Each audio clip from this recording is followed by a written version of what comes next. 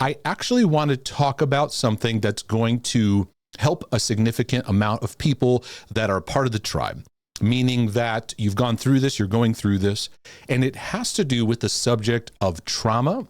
It has to do with the subject of church trauma, spiritual abuse, and all that kind of stuff, everything related to that.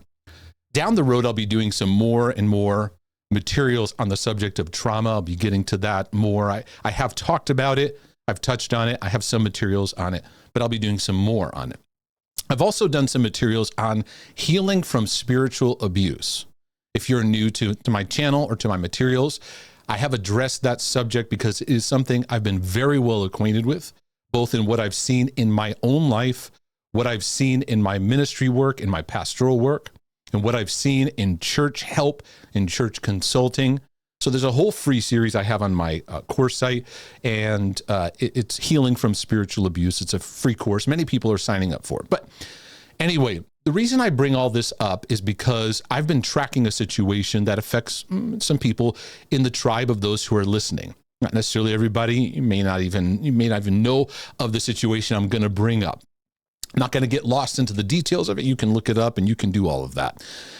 But I've been tracking for a number of months because I know of some people that have been going through it and have been aware of this fellowship and this church fellowship and what's been happening. It has to do with a church and ministry called IHOP. And I don't mean International House of Pancakes. I'm talking about the International House of Prayer. They officially call themselves IHOP KC, meaning Kansas City.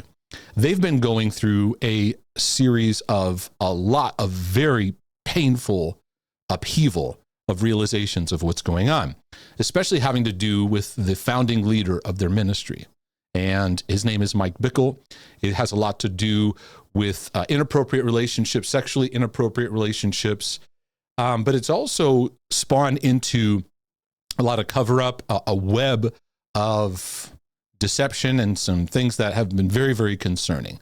And whenever situations like this come about, there's a lot of reactions that take place. And I want to talk a little bit about traumatic responses. What happens when a church or a ministry has some kind of upheaval of some kind of moral failing, some kind of issue that comes to the surface? It's traumatic. People are hit with news. It's painful. It's difficult.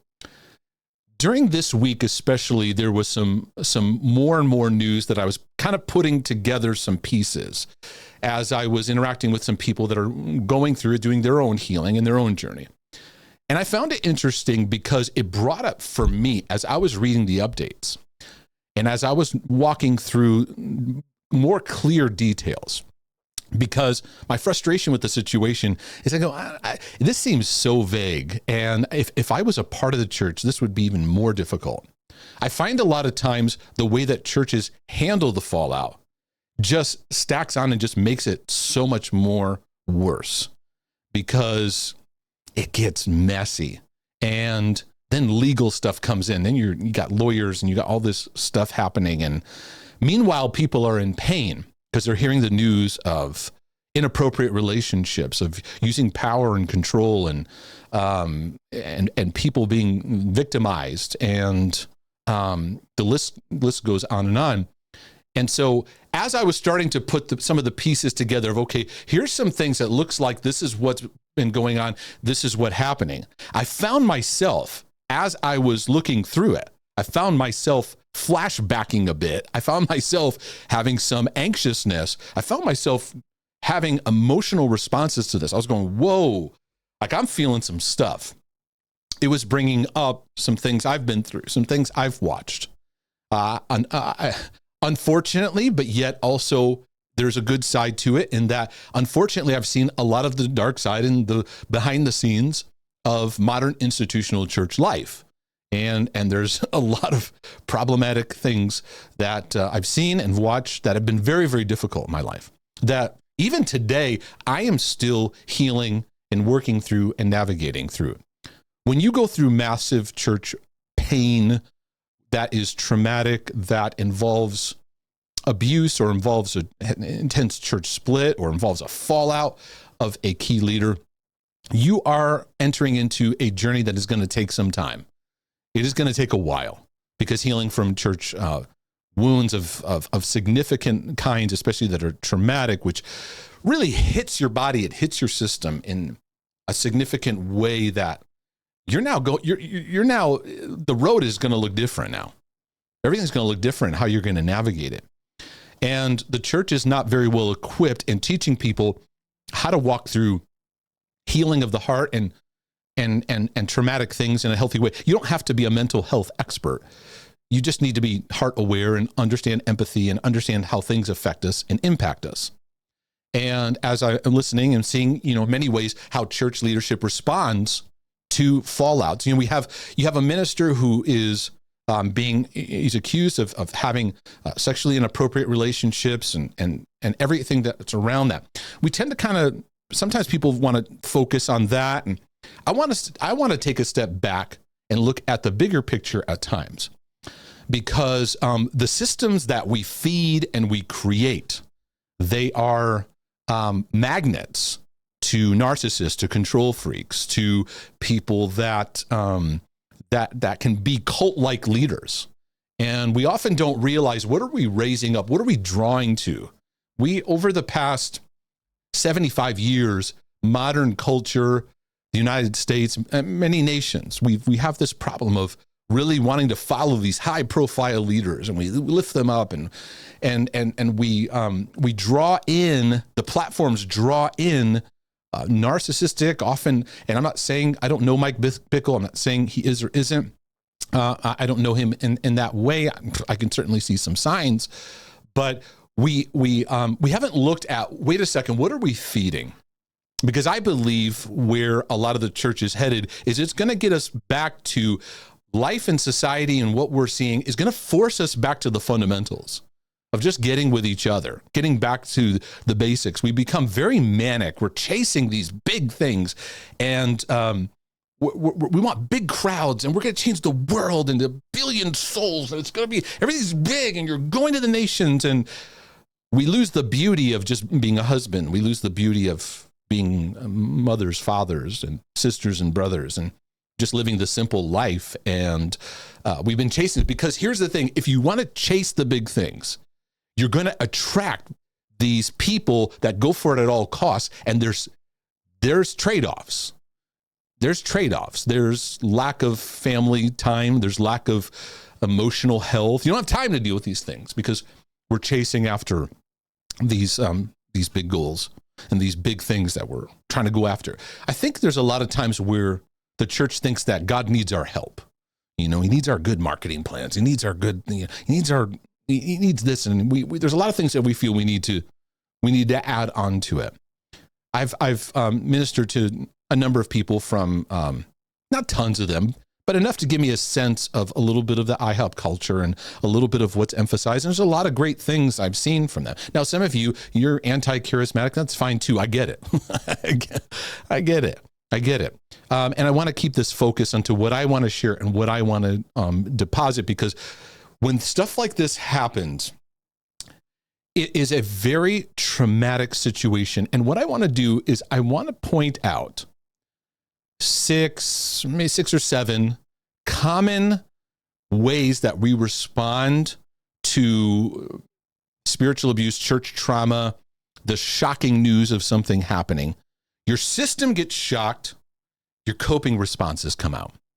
And I think it's important to address this when it comes to the church, because you're going to enter into a grieving process. Many people who've been connected to that church, or maybe you've been in a church where there's been an affair or there's been fallout, and there's a lot of pain that comes with it, because you look to a leader that you've looked up to and you've had respect for, and we kind of build these cultures where they're these big name platform people, and then the rug gets pulled out from you because you realize there's a lifestyle that's different behind the scenes.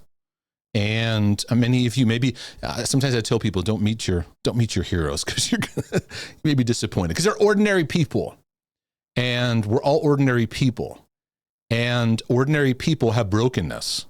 No one's immune from this. And it gets very, very dangerous when people that are not working on their life get put into these positions, and it's like, what are they gonna do with it?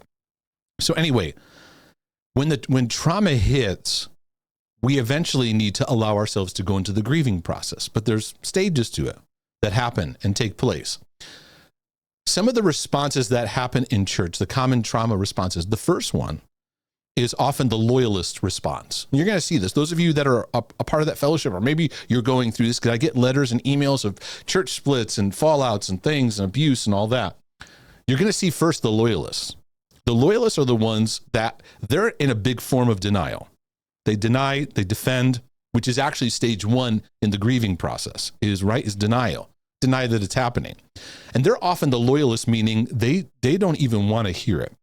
They are loyal to that leader in every way, shape, and form. They're just la, la, la, la, la, la, la, la, la, la. You can see it on social media when these things happen.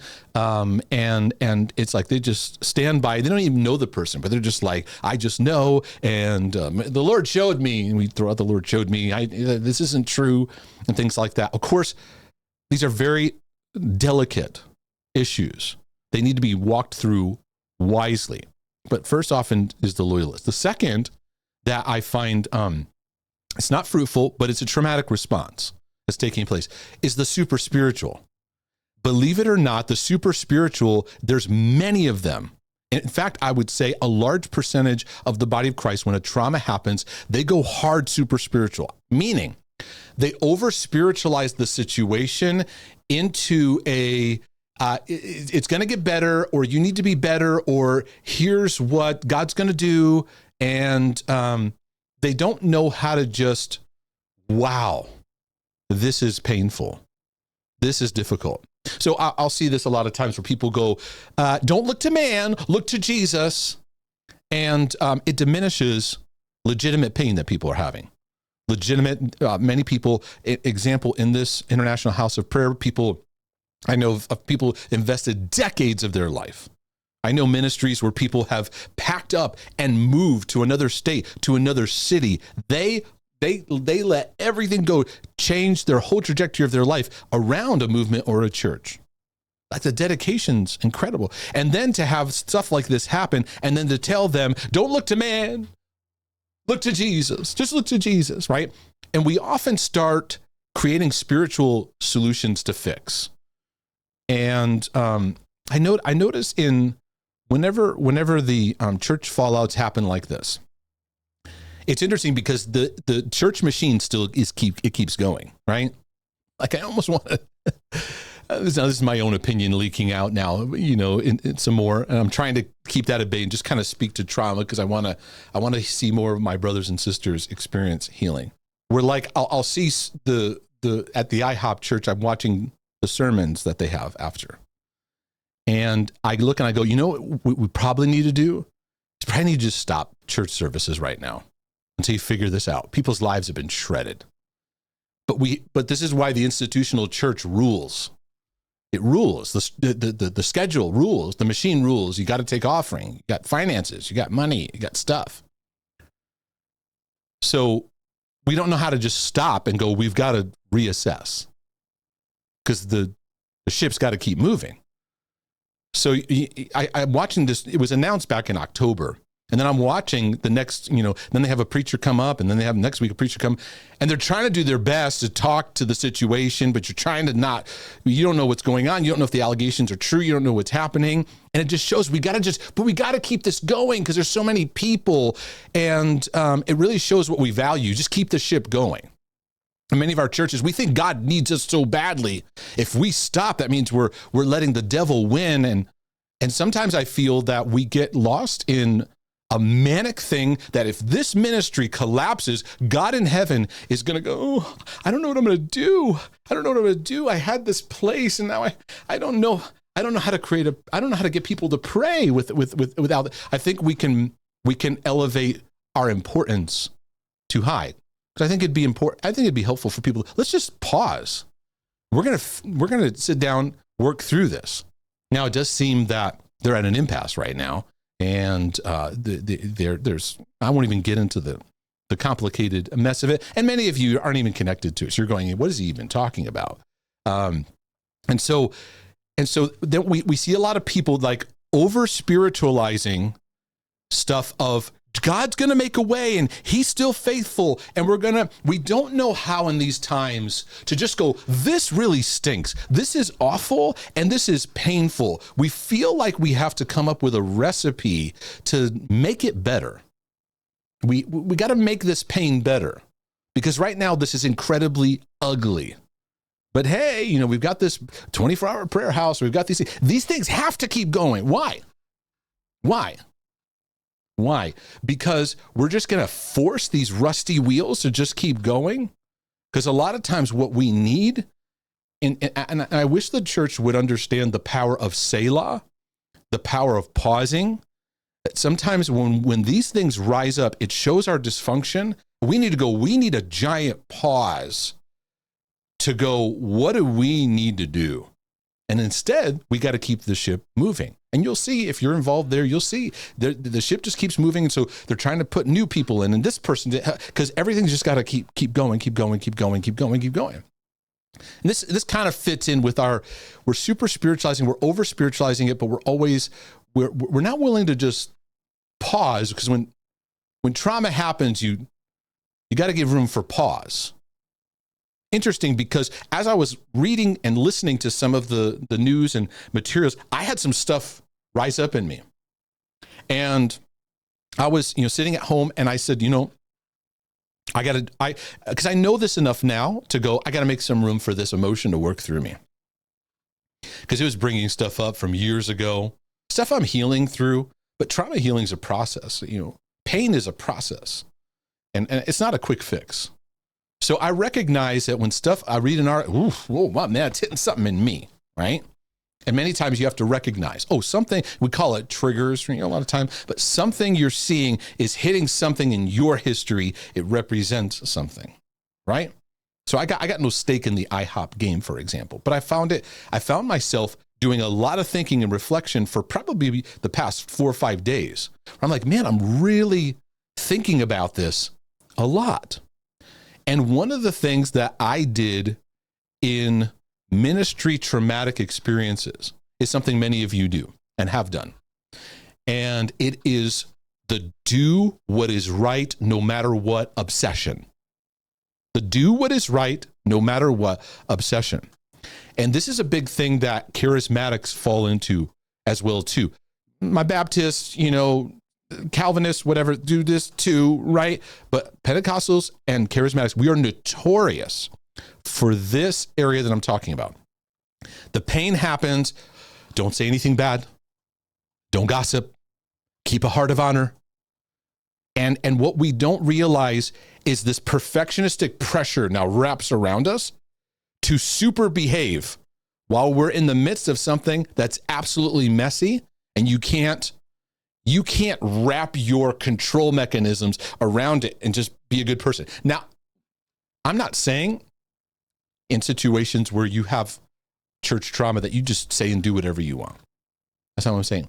But I see a lot of people, remember, when trauma hits, our coping mechanism kicks in. And so it hits perfectionism and that just right, but never enough, just right. So I better not say anything. I don't want to say anything because God's going to curse me. I can't touch God's anointed. I can't. And so then what happens is there's a narrative that's like, don't talk about this because we don't want to gossip. There is true, but it's also laced with control mechanisms. When we tell people, don't gossip, it can also be a control mechanism of like, hey, don't talk because, we got to keep this under control because the PR people got to come in. And the Church of Jesus Christ in this time period of history is run by PR campaigns.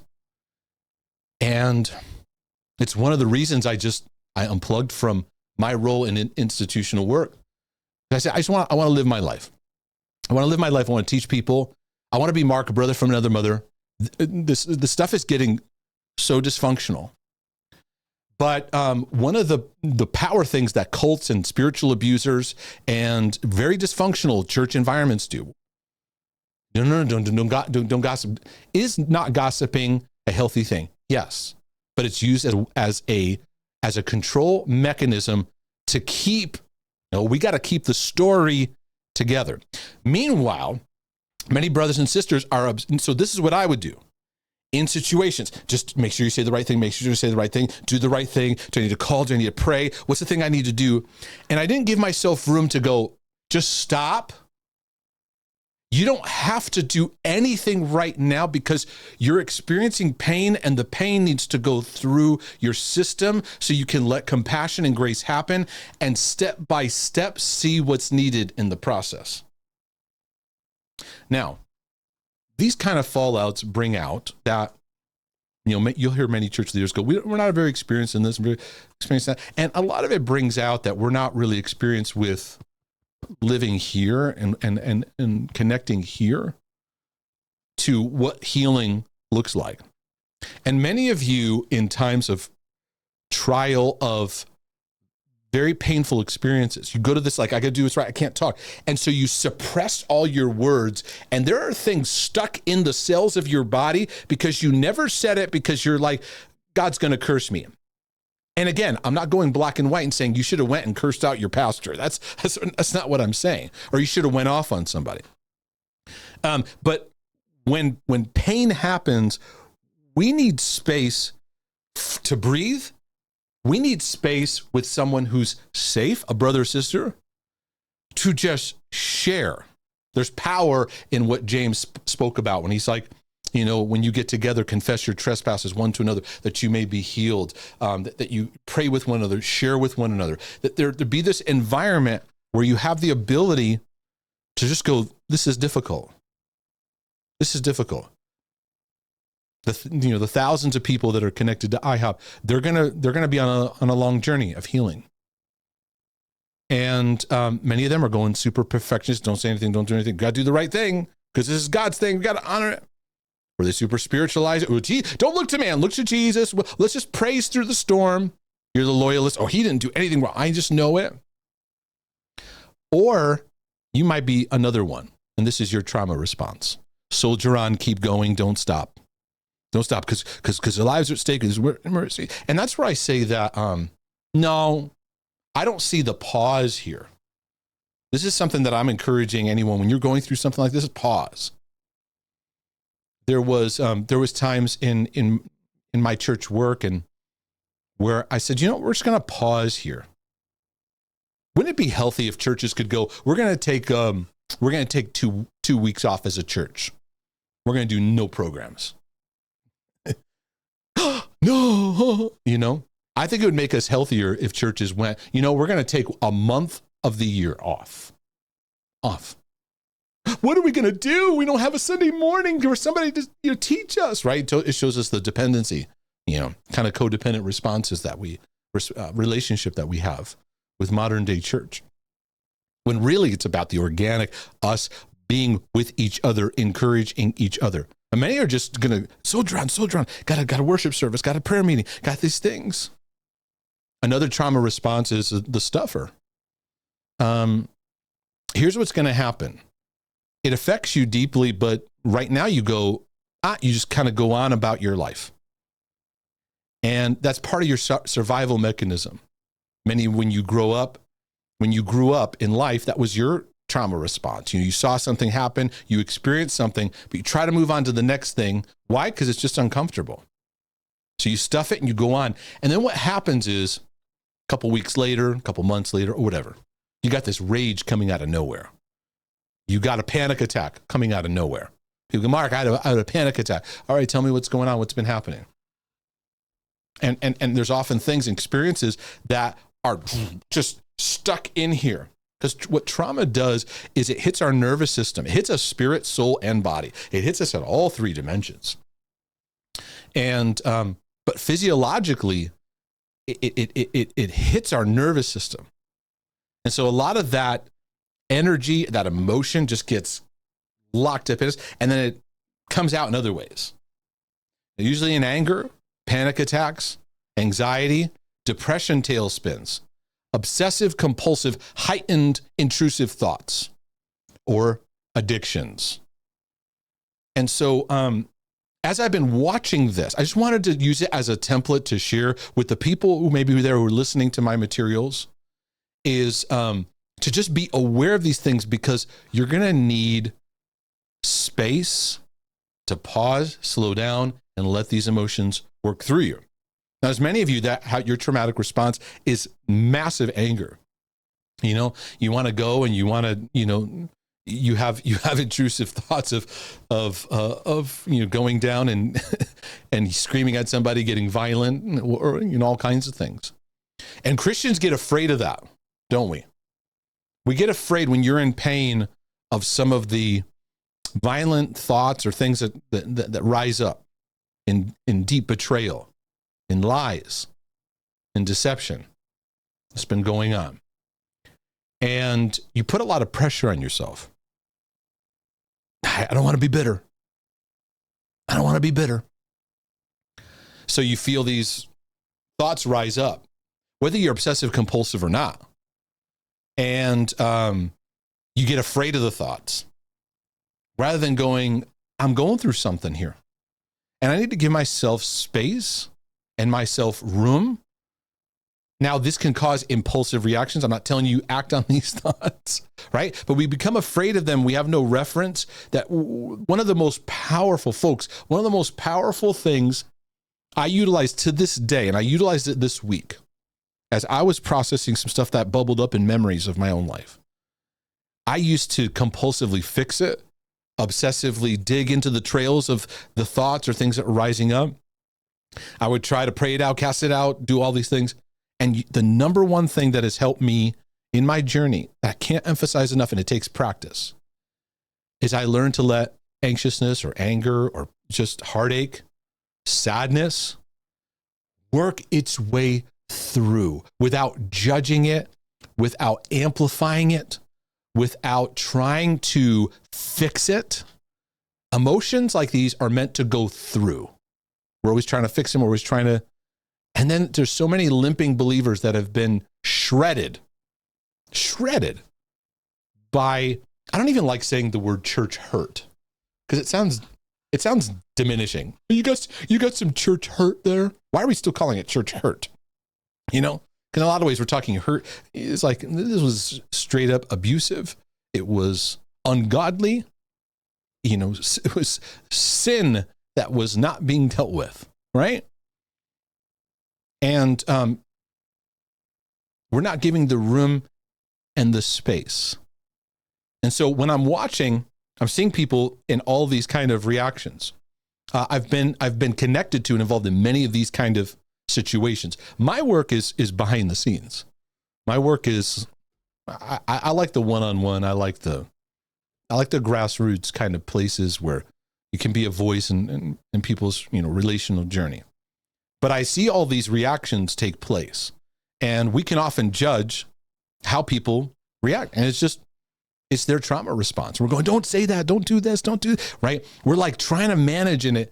And we don't realize, okay, this person's response, they're responding out of this.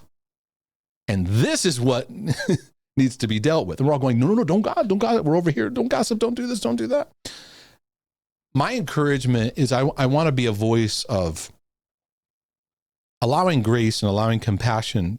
Just continue to have a deeper work in your life as many of you are healing, because many of you have gone through some deep pain in churches, fellowships, ministry relationships you've been a part of, that licking wounds, there's stitches there, there's lacerations, there's bruising, that you're working and navigating through. And I want to encourage that journey. Let's take the condemning judgment off of it. Let's take the hurry up and get well by yesterday. And let's just let ourselves walk a process of just healing, because these things are ugly. They're ugly. They're painful. And I want to still try to maintain a heart that says, God, I don't want to hate on the church. I want to love the church. I'm not thrilled about our current representation of what we call it. But I know in your word, there is a glorious church. There are people that you're working with. And I'm calling for those who want to they want to live lives of meaningful relationships, and they want to live healthy. They want to work through their issues, and they want to be better husbands, better wives, be better for their children, be better for their neighbors, and get back to the fundamentals of that. So I'm praying that, Father, you use the words I share, let it be seasoned with salt, and help people as they're processing, as they're going through their own journey and navigating through this, and that there be great discovery, even though it's painful,